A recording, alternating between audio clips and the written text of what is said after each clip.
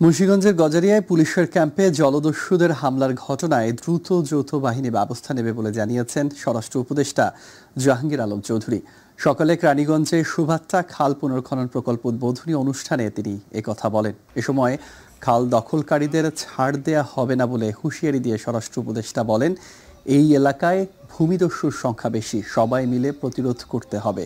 অনুষ্ঠানে পরিবেশ, বন ও জলবায়ু পরিবর্তন মন্ত্রণালয়ের উপদেষ্টা সৈয়দা রেজওয়ানা হাসান বলেন, খালের পাড় যেন দখল না হয় সেজন্য ঢালাই করে দেয়া হবে।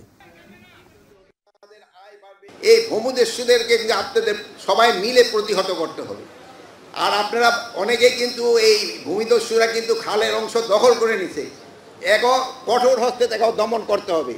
ডিআইজি এবং আমাদের সশস্ত্র বাহিনীর লোকজন আছে, তাদের কোনো অবস্থায় তাদের ছাড় দেওয়া যাবে না, তাদের আইনের আওতায় আনতে হবে। শুধু আইনের আওতায় এনে না, যেহেতু আপনাদের এখানে আরেকটা বড় সুবিধা আছে যে এখানে জেলখানাটাও কিন্তু এই উপজেলার পরেই, তাকে ওখানে তাকে নিজেকে স্থানেই তাকে রাখার ব্যবস্থা করা হবে। তাই এই কাজে যদি কেউ বাধা দেয়, কাউকে কোনো ছাড় দেওয়া হবে না।